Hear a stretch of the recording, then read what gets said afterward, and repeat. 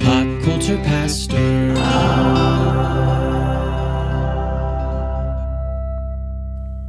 So, Cody, I need you to know that the medical team says that your tempers should rebalance quickly. Oh. Perhaps we could arrange another obligement session this evening. That would be helpful. I am going to look up what an obligement session is. Yes. Why do they use such weird words, Cody? Because they're trying to grow your lexicon. That you just used a weird word. that you are lacking because of your public education. Oh, wow. Man, I didn't know we were going to go public education slander. Yeah, I didn't know either. Please email Cody. All emails can be directed at Cody. No. Hey, Cody actually works in the school system. I do. And they use big words in public education. Mm-hmm. Just not the big words that are on this show. Like persecution. Okay. That got dangerously close to political. Almost. Yeah. But we're not going to go there because we don't like doing that. Instead, we like talking about Severance because this is Pop Culture Pastor podcast watch-alongs. And we are going episode by episode to the show Severance. We're at season 2, episode 5, titled Trojan's Horse. Not the Trojan horse. Trojans with a possessive S horse, which is all based on a missaying by Rickon. Missaying in quotation marks? I don't know. Oh, Rickon. Rickon is hilarious, and I feel like we're going to devote way too much time to that, which really didn't have anything to do with anything, but it was an awesome scene. But let's first start by introducing our guest, Dan. Is in the Geek Dan. Dan's been on the show before, not watch-along. Yes. That's right. He has been on the regular pod, which makes him a geek of the round table. You should get a bumper sticker.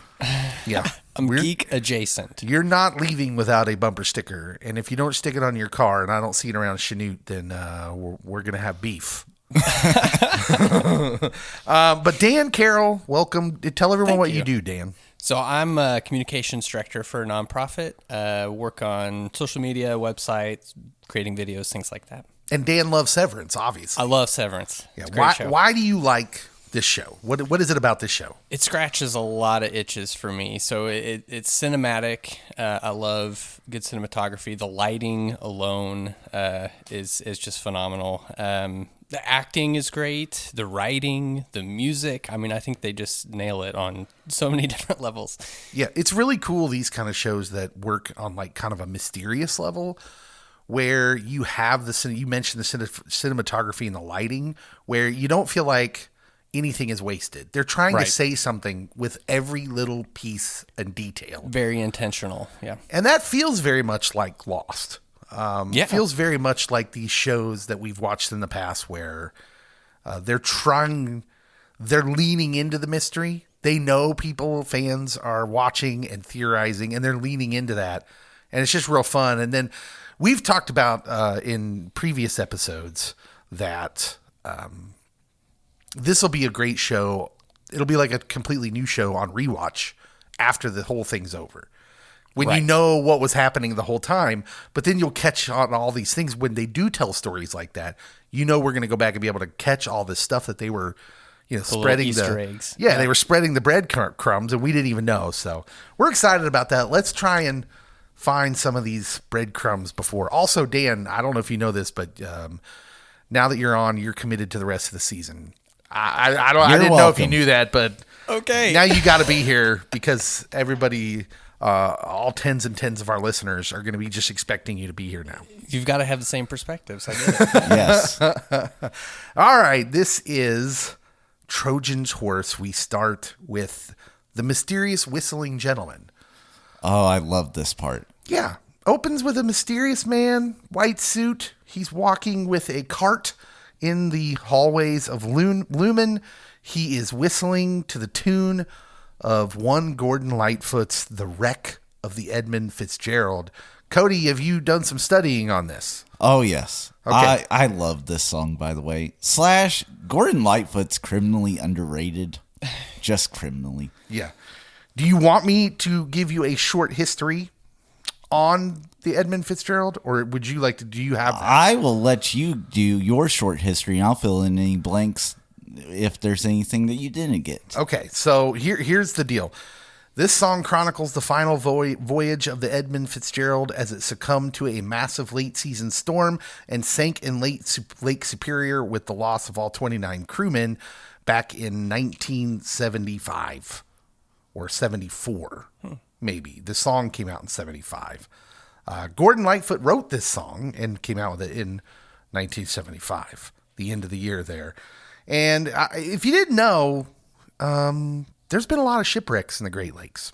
If you're just completely unaware, you've never been to that part of the country, you may not know that, but it apparently can be dangerous out there at times. Yes, very dangerous. Yeah. And the lake doesn't give up its dead. What does that mean? I don't think that sounds metal. It does. What does that even mean? Gordon Lightfoot. Oh, okay. So metal. That's a lyric. Yes. I gotcha. But no, there's a part that I think really hits with maybe the project that we're working on. Mm-hmm. Superior sings in the rooms of her ice water mansion. Old Michigan steams like a young man's dreams. The islands and bays are for sportsmen. And farther below, Lake Ontario taken what Lake Erie can send her. And the iron boats go, as the mariners all know, with the gales of November remembered. Whew. That Gordon had a way with words. He did. But as we are in a frozen or cold harbor project, I am going to have a 2-part Kier-spiracy. So remember this section of just random whistling, and I will save it for when we get to the main meat of the Kier-spiracy. Yeah, just to follow up there. So Ben Stiller, who's the producer of this show, did an interview back, months before this show came out. And it came out that the wreck of the Edmund Fitzgerald, the song, did have a part. He let it slip. And when the interviewer asked, do you deny that the lyrics are perhaps a Rosetta Stone for deciphering exactly what Severance and Lumon are up to, he said, I'm not going to say anything. Uh-oh. Yeah. Does anyone know where the love of God goes when the waves turn the minutes to hours? That's a lyric from the song. But did you know the song, the melody, comes from a different tune? Did you know he borrowed this from an Irish Republican Army song, apparently? That sounds like my friend Gordon. Called Back Home in Derry. Listen to this lyrics. 5 weeks out to sea, we were now 43. We buried our comrades each morning. In our own slime, we were lost in the time. Endless night without dawning. That last line sounds very, very similar to what Milchek said as he ended Irving B's innie's reign of working at there. May Kier follow you into the endless dark or something along those lines. Yeah. So interesting stuff there. Maybe not. Good song. That's all I can say. Yeah. Now we did skip a part. I should say I forgot this last week too. So let's get to it right now. Cody, what the Lumon?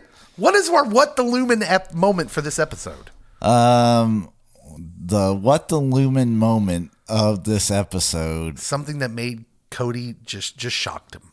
What's the shocking thing in this episode? It was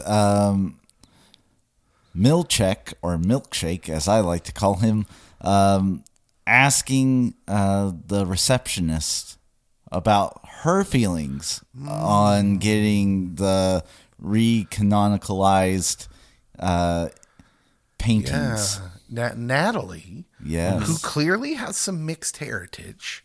We haven't seen anyone except for the older lady that worked with Bert in O&D, who was a minority.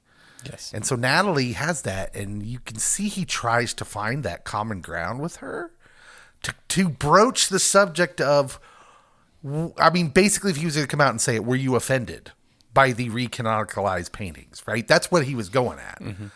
And she just rebuffed it.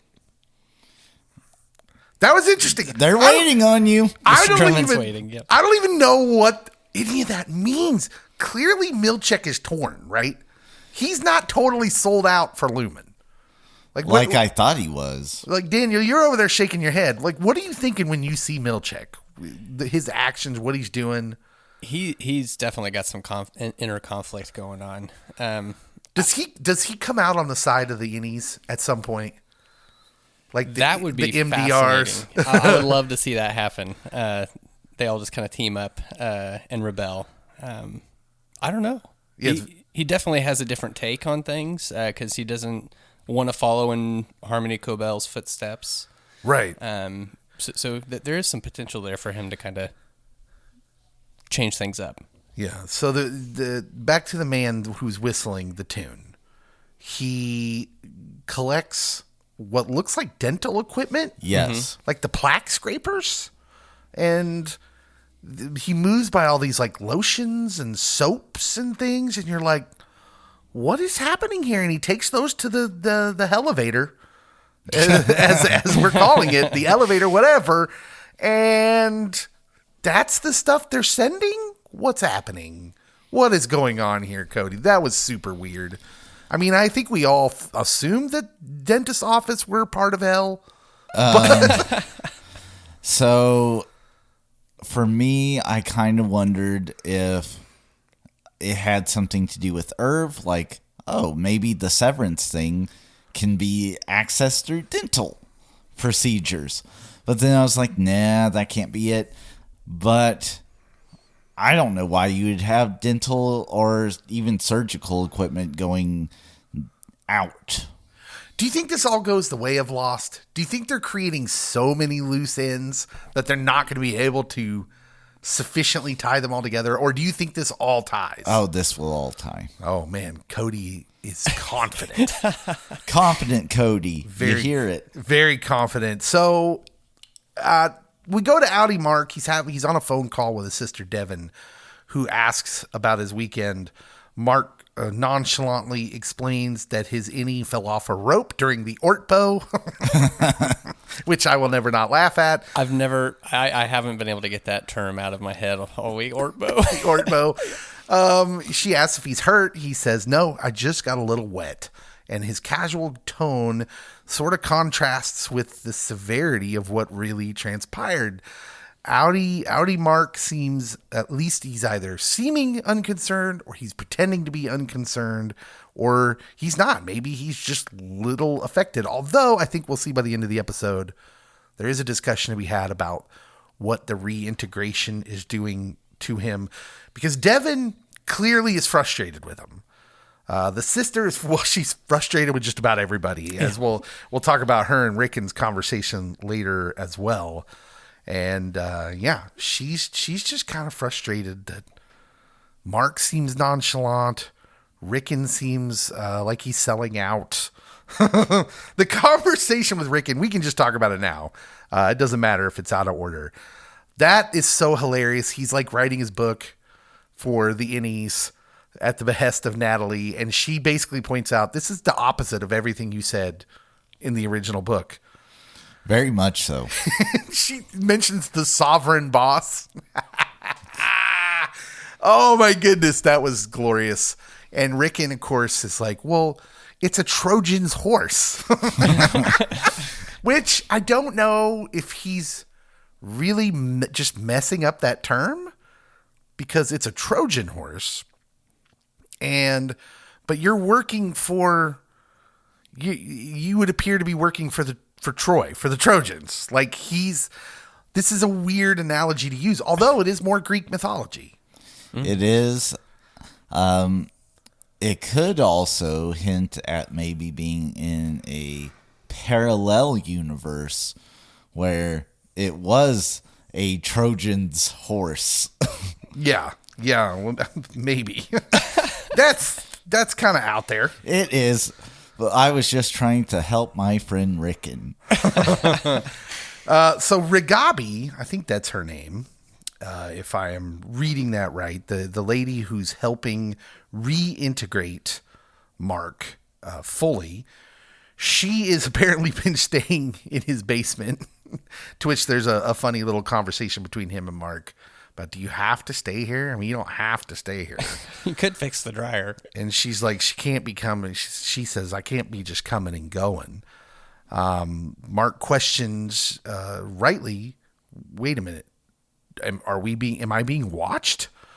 To which she responds, well, that depends on how dumb you've played it. Which I think the viewer is supposed to be like, oh, he must have been he's playing it pretty dumb, isn't he? Like, this is an interesting little setup because we don't really talk about, hey, these aren't spies. And the innies are kind of goofy. They're kind of silly. They're like children in a lot of ways. Mm-hmm.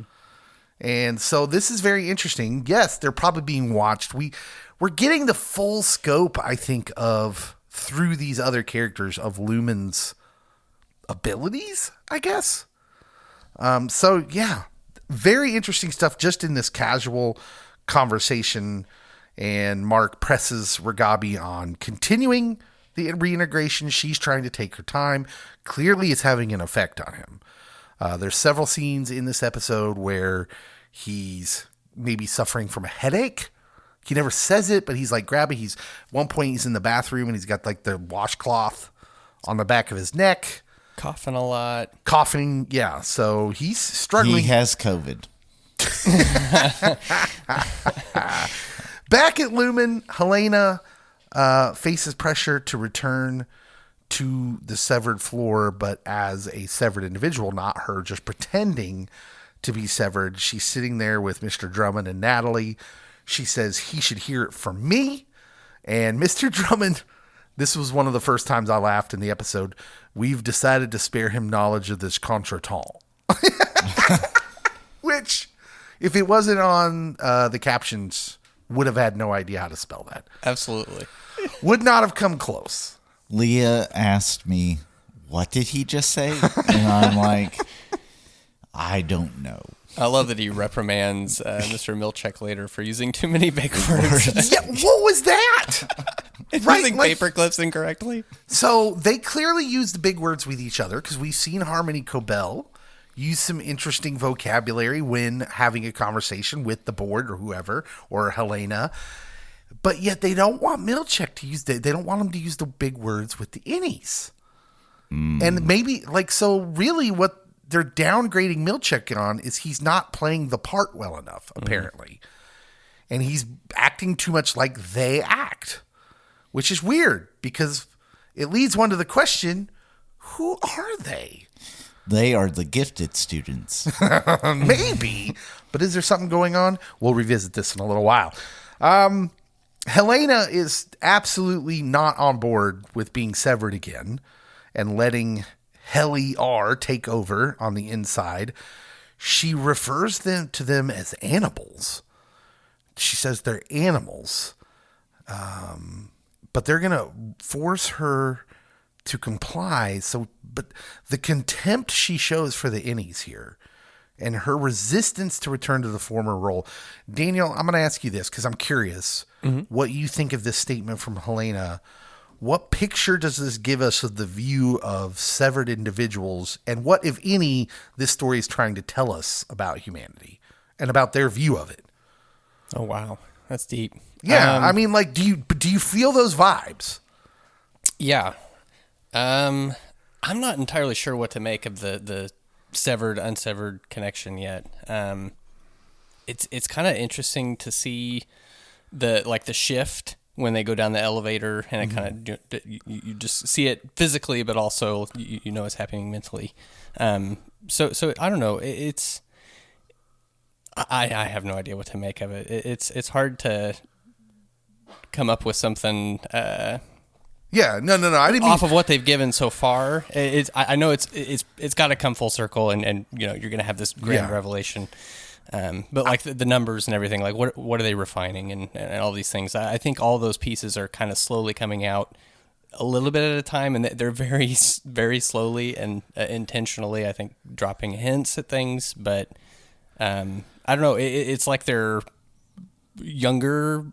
They're not tied down with all the life experiences that maybe their outie has had and things, and so it's a very raw kind of Well, consciousness. Don't want to put you on the spot. I'm just really curious what people think, because it's so clear that the Lumon people have a disdain for the innies. Oh, sure. And like you go back to the Milchek scene with Natalie. Mm-hmm. It does give, if you were to extrapolate this out into our setting, kind of the racial divide amongst maybe some people that are racist, that like, oh, you're not of the same race or you're not of the same religion, you are less than, you are not human. Mm-hmm. And that's how Helena sees the innies and how the Lumon corporation's kind of treating them. But yeah, not just Helena. Yeah. Miss Huang, who's like, what, 14? I don't know how old she's supposed to be. That's the joke we keep going with. But she tells Milchek you shouldn't let them have. She says, "Can I say a question?" First of all, she doesn't say, "Can I ask a question?" "Can I say a question?" Right. He gives her permission. He says, "You shouldn't let them have a funeral. It makes them feel like people." Yep. Which is one, not a question. Really harsh coming from a 14-year-old. Two, as Milchek points out, that's not a question. That's an opinion. Unsolicited. Unsolicited, right. So yeah, there's definitely something going on with that. Helly, now back as her outie self, is trying to process everything. She's clearly behind the rest of the team. In fact, she gets like onboarded quickly in this scene here where, because the MDR team holds this kind of awkward Lumon organized funeral for Irv B. Mark is distant and he clearly distrusts Helly now. Also dealing with whatever's going on with him with the reintegration. While Dylan is just, he's manic almost. He's demanding answers. He wants this funeral. He is upset. To which like Milchek has to like kind of talk him down, be like, well, you need to be careful with your words, because certain, privileges may get revoked. To which does provoke a look from Mark S. Yes. I did love that. At the suggestion of the funeral, Mark S. is like, as long as it's short and quick. I'm like, you go, Mark. Yeah, which just like Dylan and Helly are horrified by Mark's nonchalance. Yes. But this is like, I think where we're seeing the blending. This is outie Mark. The outie Mark who doesn't feel anything.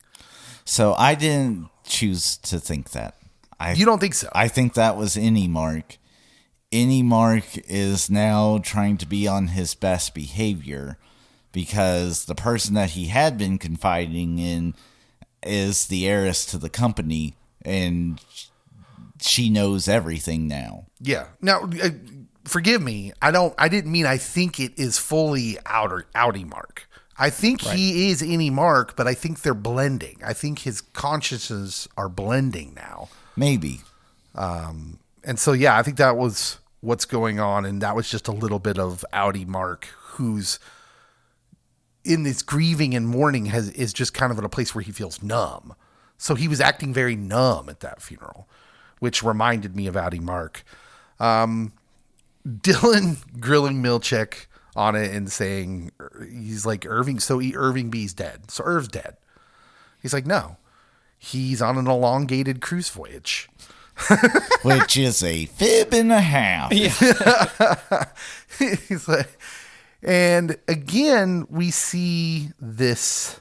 Well, first of all, this whole scene's kind of bizarre, complete with the Irving watermelon likeness and a brief eulogy from Dylan.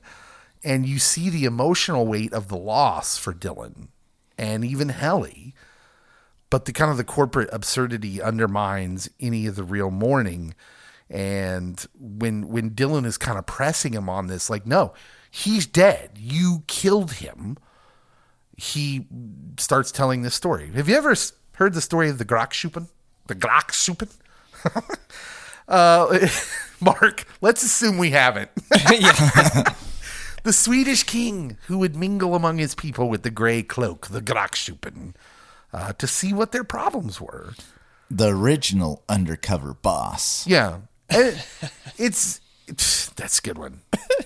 It's clear that Milchek is just trying to distract them. Although, again, is there some truth in this? Is there some reality in this where this is a real thing? Because something very interesting comes back where Dylan finally said, okay, is Irving coming back or not? To which Milchek looks visibly sad. He sits back in his chair. He looks really sad, and he says he is not. And again, I think here we have the show diving into kind of this unsaid question. What is life? To the outies, the inside severed are not really lives, but the innies obviously feel alive and autonomous. Mm-hmm. To which, the makers of this great country would agree, right? Every soul has the right to life, liberty, and the pursuit of happiness, this kind of autonomous living. And so this really heavy thing gets talked about right at the end, to which Milchek goes, this went well. Let me lead you back to MDR. We did not get a long funeral procession song or arrangement. No, much to Miss Huang's disappointment. There is a whole Reddit thing on whatever this instrument she was getting ready to play is. It was the thing the Beach Boys use. Yeah, it's called like a theremin. Mm-hmm. Something like that. Mm-hmm. And apparently the person who invented the theremin also had a wife and daughter named Helena. Oh. Or was it a sister and a daughter? I don't know. But that's apparently a thing. And Reddit jumped all over it. I'm not ready to go that far yet. I'm ready for it. Helly confronts Mark, questioning, hey, what's the deal? Why are you not grieving Irv? And why are you treating me differently after everything that's happened? Mark, this continued obvious mistrust of Helly. She's trying to process it and understand it, especially after Dylan reveals the awkward truth about Mark S.'s relationship to Miss Casey. That's when Helly freaks. Like, whoa, what? Wait, what? She's your wife? You're my Audi's wife, he makes sure and points out. But Helly's trying to rebuild this trust with Mark, but these lingering feelings of betrayal are going to complicate things. And I'm sure he has some sense of shame. Like, he got intimate with her innie, or her Audi. Yeah, he canoodled with the Audi. Yeah, so I think part of that is he's got some guilt going on, probably. Also, the reintegration is affecting him, but he's kind of just continuing to be standoffish and a punk. Yep. To Helly. Milchek undergoes a humiliating performance review with Drummond. We briefly discussed the lead up to that with Natalie. He was hoping he wouldn't have to order lunch before. Oh man, again, the comedy dropped in certain places in this where, if it will be over 4 hours, we will order lunch in ahead of time. And Milchek's like, well, hopefully that won't be necessary. What would you like for lunch? Here's the menu. It's so great. That's like every review I've ever been a part of. The look on Milchek's face, his countenance just kind of there was something very, so very many funny. micro expressions in this show too. Fantastic. But basically, Drummond is reprimanding Milchek for his failure to manage the team, especially regarding the Ortbo disaster. And he says this as he uses too many big words. Paper clips are backwards. Just some really crazy stuff in here. But then he drops this quote in there. Look, Seth, Mark S.'s completion of Cold Harbor will be remembered as one of the greatest moments in the history of this planet. Captain Planet. Interesting word choice that leads to Kier-spiracy! But it's actually Kier-spiracies because it's you're going and I'm going because we keyed it in on the same part. Cody and I, through no planning whatsoever, are keying on this same word. We both heard him say that word and we're like, whoa, whoa, whoa, stop, pause the show. No one talks like this. Nobody would have said that. Everybody said this will be like the greatest achievement in the history of Earth or humans. He says, of all mankind. This planet? Wait a minute. Guys, interesting wordplay or confirmation that the Egans are aliens? That's where I'm going. Is this aliens?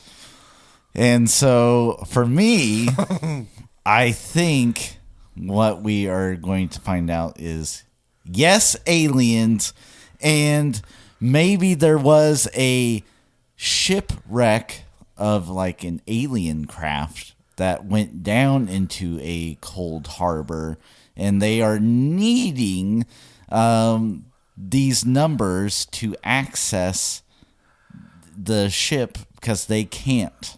What a crazy person you are, Cody. That was way crazier than I thought. No, I'm just kidding. I've seen enough Ancient Aliens that Giorgio and I are almost the same.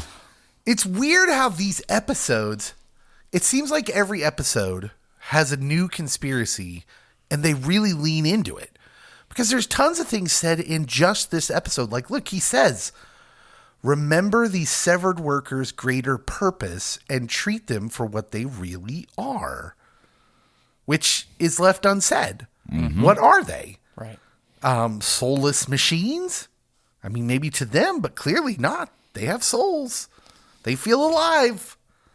This is wild stuff, and I thought that was a really telling moment. Daniel, did you catch that at all? What were you thinking when he was talking about that? I didn't catch that at all. That's actually a really interesting take. I never would have thought aliens. That's as plausible as anything else I would expect from this show. It's going to be my controlling thought about this show until next week's episode drops. Yes. Which I will have a whole new Kier-spiracy that I'm totally behind. But if you go with the Ancient Aliens viewpoint, that all the world religions, according to Ancient Aliens, were started by people worshiping something they didn't understand that was just an extraterrestrial being.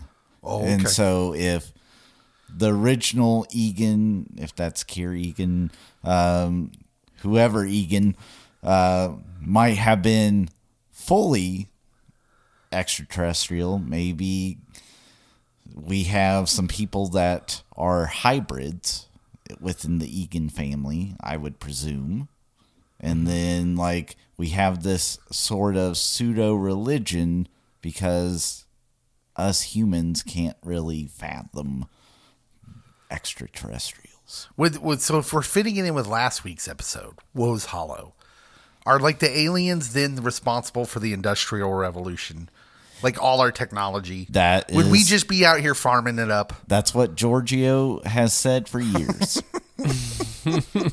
I never thought that Severance and my random catching of Ancient Aliens would cross paths, but here we are.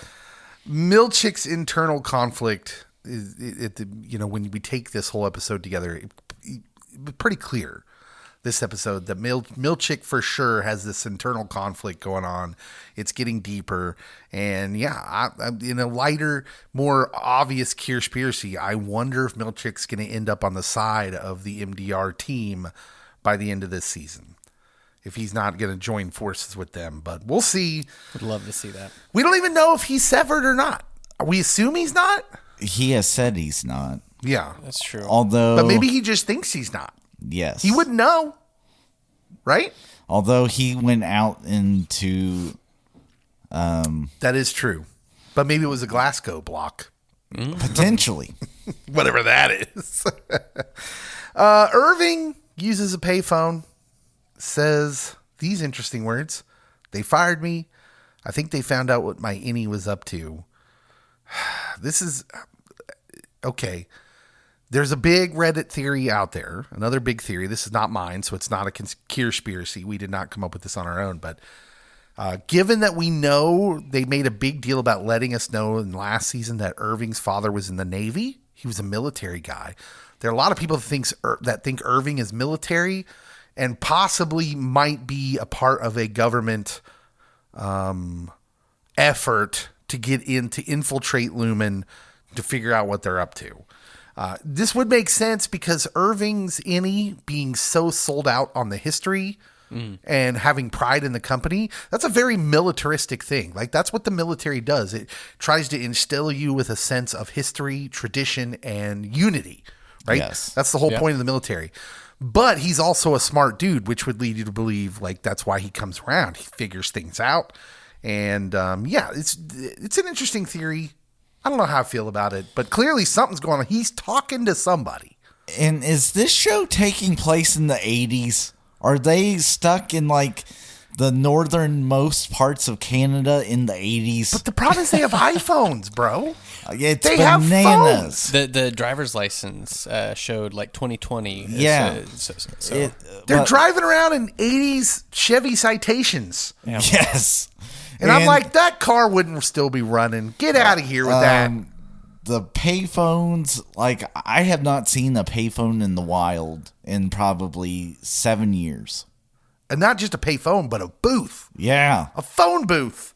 I haven't seen one of those since Dumb and Dumber. So is this a whole community then that was built by Lumon? Yeah. Yeah, maybe. The perpetual winter's weird.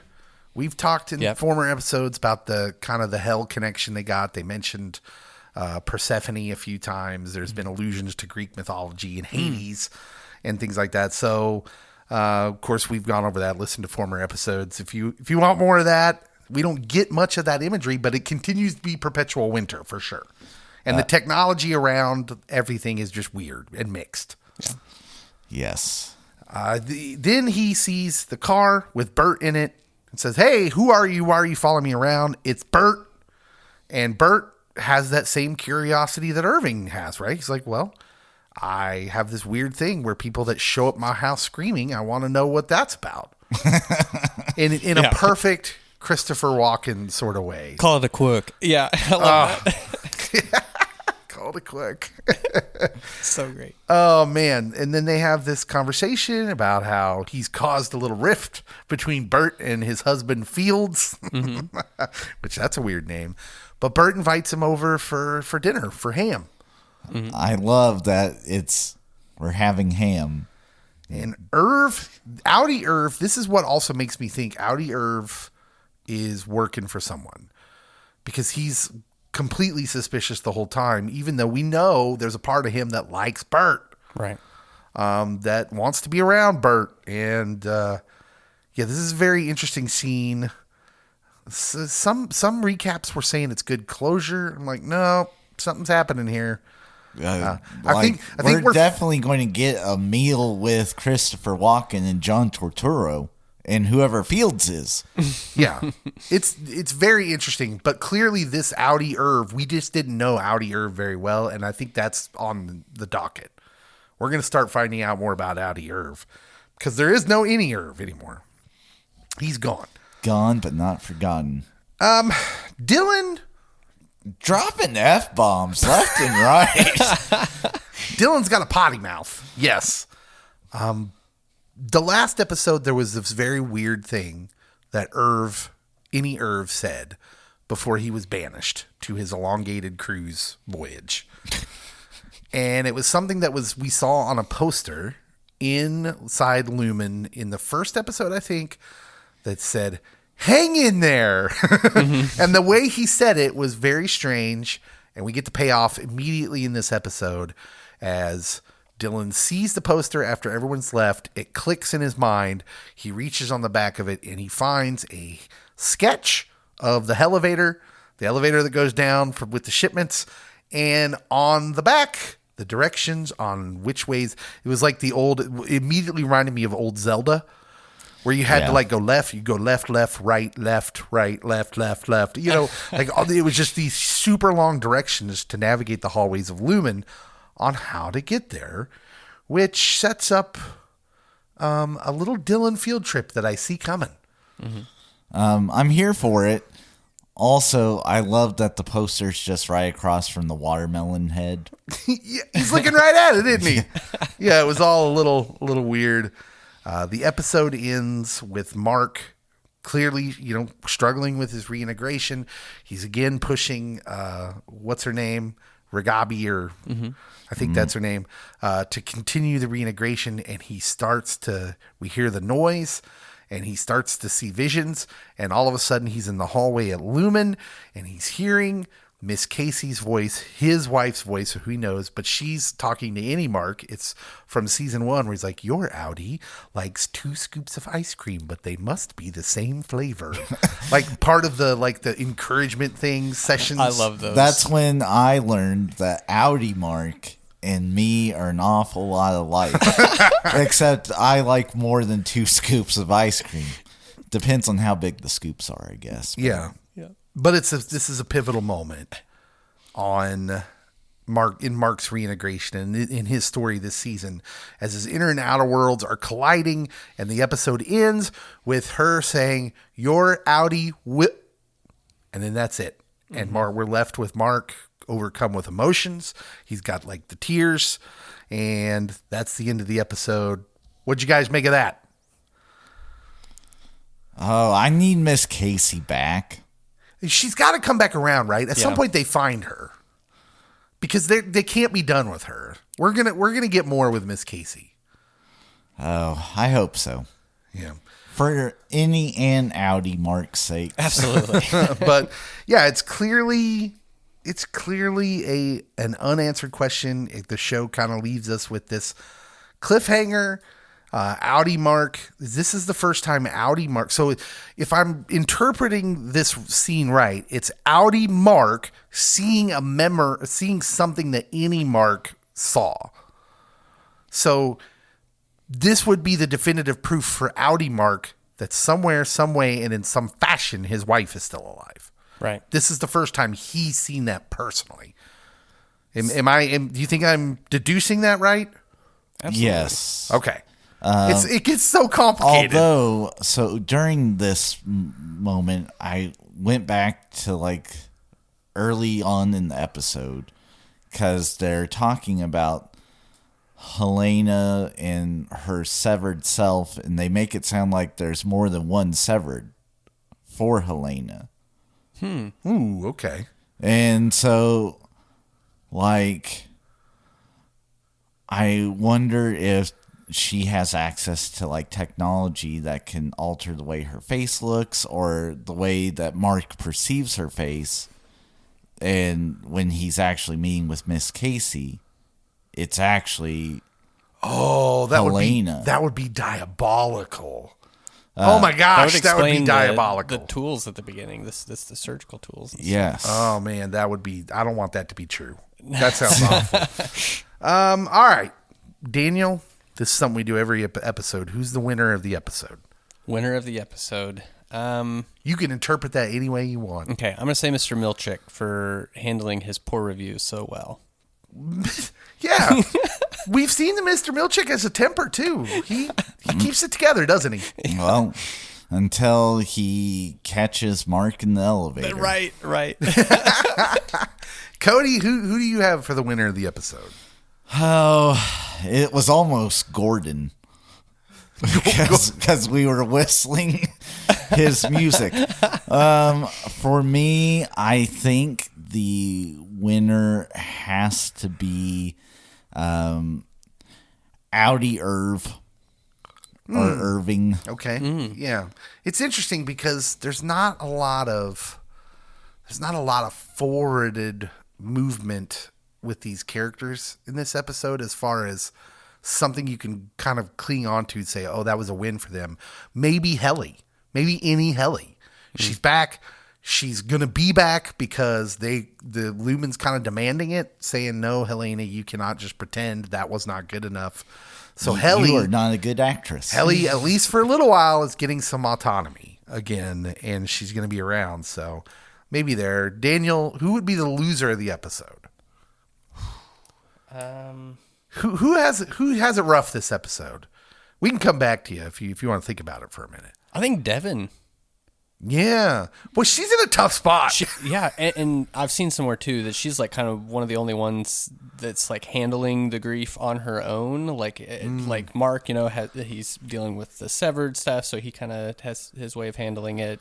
Got the book for Rickon. Like, he's gaining worldwide fame Rickon's off off of in this. Rickon world, right? That's her husband. But she's kind of just dealing with it. She put it well in the cafe they met at a couple episodes ago, where she doesn't come right out and say it, but she's dealing with the grief of the loss of a sister-in-law and her brother, because in many respects, and this is not abnormal, when someone loses a spouse, a big part of them dies along with them. Like, they're never going to be the same. And so she's going through that as well. That's a good pick. So that's who I was going to pick. And kind of to piggyback off what you just said, to use C.S. Lewis and Tolkien for an example. They had a friend who passed away, and I think it was Lewis that said that I'll never see Tolkien laugh at his jokes again. A part of him, part of Tolkien's now dead. Yeah. Wow. And so Devin's still like having to be the anchor and also try to process everything and try to get her brother back on track if his wife's still alive. And she's married to a patsy. But a funny one, man. I'm here. I'm official president of the Rickon fan club. To me, the loser of the episode is Miss Huang. Not only does she not get to put on her theremin concert, but then she gets thoroughly put in her place by Milchick, who, as we know, is not exactly doing a bang-up job, according to Lumon. So she gets thoroughly put in her place this episode, and I just felt bad for her because she might be the best employee Lumon's got. So is she the secret insider that is reporting all the things that Milchick's doing wrong? Or do we think that's Natalie? Or do we think that is Helena? Do we think she's real? Is she a robot? She does not act like a real human being. Is anyone real? Whoa. Mind blown. That podcast came to a screeching halt. Thank you for that, Cody. How many theremins out of 10 are we giving this episode, Daniel? I'm going to give this one an 8. 8. Yeah. A solid 8. Yeah. I think some people would, there's a group of people out there that would complain and say this is a filler episode. I disagree. You have the big episode last time, the Woe's Hollow episode, which is obviously a key episode where we find out a lot of things. I think after an episode like that, it's natural to have a processing episode, which this is. I think 8's a great place for it. It's not a 9.5, where a lot of huge things happen, but we still get some big clues in some words said and some tunes whistled. Yeah, little Gordon Lightfoot. Who doesn't love Gordon Lightfoot? Exactly. All right. Let us know what you thought about this episode, and also make sure and write on the social media posts that Daniel has to keep coming. For all future rest of the episodes for this season. I'm here for it. Yeah. Make sure and follow and share the post as well. We'll see you guys next week.